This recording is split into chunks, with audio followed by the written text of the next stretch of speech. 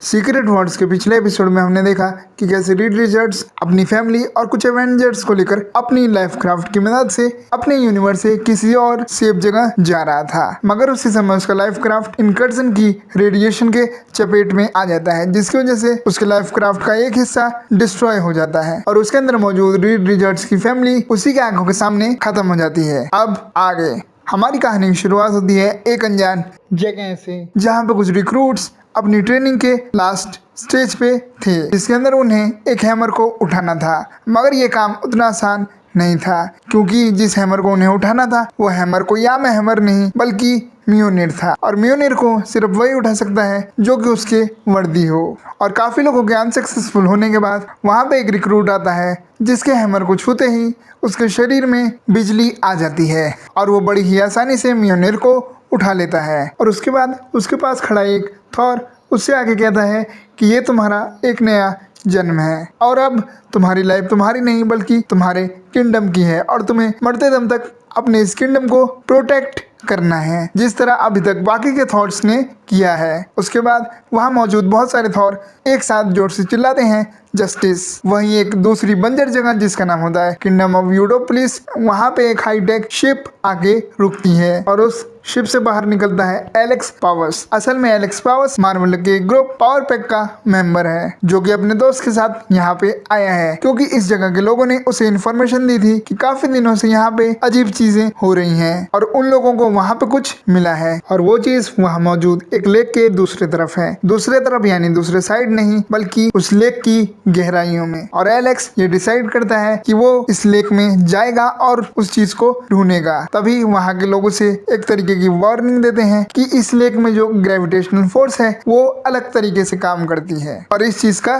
ध्यान रखना, जिसके जवाब में एलेक्स बोलता है आई विल मैनेज। और उस लेक के कुछ अंदर जाने के बाद एलेक्स को ये चीज रियलाइज होती है कि वो लोग बिल्कुल, क्योंकि कुछ देर बाद एलेक्स उस लेक के दूसरे तरफ पहुंच जाता है और ऐसा लगता है कि उस लेक की दूसरी तरफ एक अलग दुनिया थी, जहाँ पे ग्रेविटी बिल्कुल अलग तरीके से काम करती थी। और वहाँ पे पहुंचने के बाद एलेक्स अपने दोस्तों से कहता है कि उसे हमेशा से ऐसा लगता था कि ये चीज बिल्कुल नेचुरल नहीं है बल्कि इस चीज को किसी ह्यूमन ने क्रिएट किया है, क्योंकि जिस जगह पे वो लोग खड़े थे उसके आसपास खूब सारी लाशें थी, जो कि नेचुरल नहीं हो सकता है। और ये कहने के बाद एलेक्स उस चीज को ढूंढने में लग जाता है जिस चीज को ढूंढने वो आया था, और वो चीज उसे मिल भी जाती है, जो कि थी एक लाइफ क्राफ्ट। और सीन दोबारा शिफ्ट होता है उस नए रिक्रूट और एल्डर पे, और एल्डर उस नए रिक्रूट को अपने किंगडम की एक झलक दिखाता है और वो उससे बताता है कि ये किंगडम हमारे गॉड ने बनाया था और इस पूरे बड़े से वर्ल्ड में ऐसे कई सारे किंगडम हैं और अलग अलग किंगडम पे अलग अलग हाउसेस रूल करते हैं। जैसे किंगडम ऑफ एवेलॉन पे कैप्टन ब्रिटेन रूल करता था और वो लोग भी ऐसे ही किसी किंगडम में जा रहे थे, और जिस किंगडम पे वो लोग जा रहे थे उसका नाम था बार सिनिस्टर, और इस किंगडम पे रूल करता था एक सुपर विलेन जिसका नाम था मिस्टर सिनिस्टर। और वहाँ पहुँचने के बाद वो थॉर मिस्टर सिनिस्टर से कहता है कि अब तुम्हें हमारे साथ चलना पड़ेगा, क्योंकि अब समय आ गया है कि तुम्हारे गुनाहों का सजा भुगतो। जिसके बाद मिस्टर सिनिस्टर अपने थ्रोन से उठकर कहता है कि मैं इतनी जल्दी हार नहीं मानने वाला। जिसके बाद वो थॉट्स मिस्टर सिनिस्टर को अपने साथ ले जाते हैं। और वहीं दूसरी तरफ लाइफ क्राफ्ट को खोजने के बाद एलेक्स पाउस ने कुछ थॉट्स को वहां पे बुला लिया था ताकि वो लोग इस लाइफ क्राफ्ट की जांच पड़ताल कर पाए। और उस लाइफ क्राफ्ट को देखने के बाद उन थॉट्स को पता चल जाता है कि वो लाइफ क्राफ्ट उनके किंगडम को बिलोंग नहीं करती, और वो लोग अभी उस लाइफ क्राफ्ट को देख ही रहे होते हैं तभी उस लाइफ क्राफ्ट के दरवाजे खुल जाते हैं। जिसके बाद एक थॉर उस दरवाजे की तरफ आगे बढ़ता है और अंदर देखने की कोशिश करता है, और वो उस लाइफ क्राफ्ट के अंदर जो देखता है उसको देखने के बाद उसकी आंखें फटी की फटी रह जाती है, और वो बाकी थॉट्स को बोलता है कि तुम लोग जल्दी यहाँ से चले जाओ। और इससे पहले कि वो थॉर एक और शब्द बोल पाता तभी एक भाला उसके सर के आर पार हो जाता है और उस लाइफ क्राफ्ट से बाहर निकलता है कबाल ग्रुप, सुपर विलन्स का एक ऐसा ग्रुप जिसने अभी तक बहुत सारे अर्थ को डिस्ट्रॉय किया था। और उस थॉर को मारने के बाद कबाल के मेंबर आगे बढ़ते हैं। तभी थैनोस वहाँ खड़े एक आदमी की गर्दन पकड़ता है और उससे पूछता है कि आखिर ये कौन सी जगह है। और इस चीज के होने के बाद वहाँ मौजूद बाकी लोग किसी तरीके से बाकी थॉर और डॉक्टर स्ट्रेंज को कबाल के वहाँ पे आने की खबर देते हैं, मगर इससे पहले कि डॉक्टर स्ट्रेंज और बाकी थॉर्स वहाँ वहाँ पे पहुँच पाते कबाल के ग्रुप ने अपना काम कर लिया था। इसका मतलब यह है कि कबाल वहाँ से सभी लोगों को मारकर और उस जगह को डिस्ट्रॉय कर वहाँ से जा चुका था।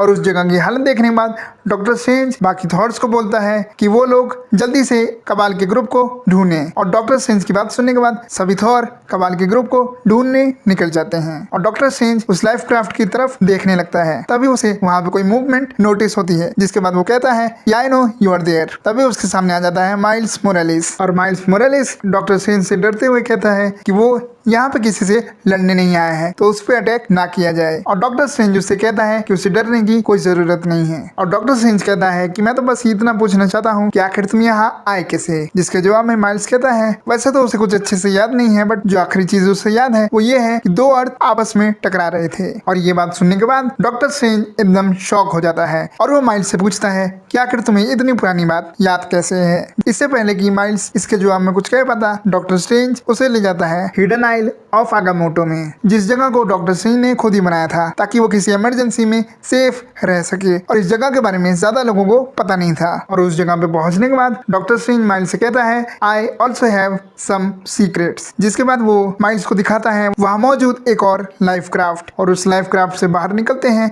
Spiderman, star Lord, captain Marvel और थॉर। और ये थॉर थी जेन फोस्टर। और इन्हीं के साथ साथ इस लाइफ क्राफ्ट में मौजूद था Reed Richards along with black panther. और फिर माइल्स और पीटर एक दूसरे को देख करके थोड़े शॉक होते हैं, मगर वो एक दूसरे को दोबारा देखकर खुश भी होते हैं। मगर इससे पहले कि वो दोनों आपस में कुछ बात कर पाते, कैप्टन मार्वल डॉक्टर स्ट्रेंज से पूछती है कि आखिर ये हो क्या रहा है, क्योंकि कैप्टन मार्वल को भी कुछ याद नहीं था। और वो कहती है कि जो आखिरी चीज उसे याद है वो ये है कि दो अर्थ आपस में टकरा के डिस्ट्रॉय हो रहे थे। और तभी उस लाइफ क्राफ्ट से निकलता है साइक्लॉप्स, जिसके पास फीनिक्स पावर थी। और डॉक्टर स्ट्रेंज कहता है कि उन सबको ये नहीं पूछना चाहिए कि वो लोग कहाँ पे हैं और ये सब क्या चल रहा है, बल्कि उन्हें ये पूछना चाहिए कि वो लोग उस लाइफ क्राफ्ट में कितने समय से हैं। क्योंकि स्टार लॉर्ड के लिए ये पूरा इवेंट बस 1 घंटे में हो गया था, जिसका मतलब ये है कि वो इस लाइफ क्राफ्ट में सिर्फ 1 घंटे से है। मगर असलियत में तभी डॉक्टर स्ट्रेंज उन्हें बताता है कि वो लोग इस लाइफ क्राफ्ट में हैं पिछले 8 साल से।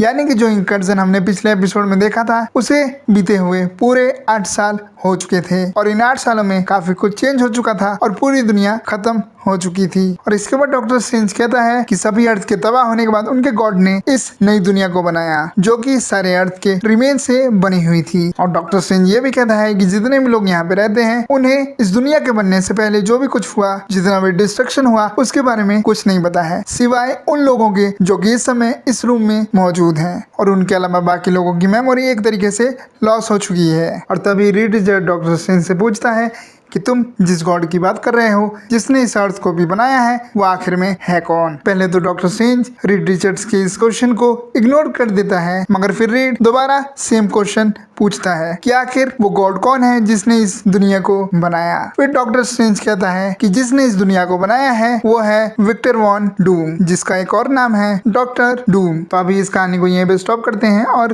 इसके आगे की कहानी इसके पार्ट 4 में एक्सप्लेन होगी। तो stay tuned for that and thanks for watching.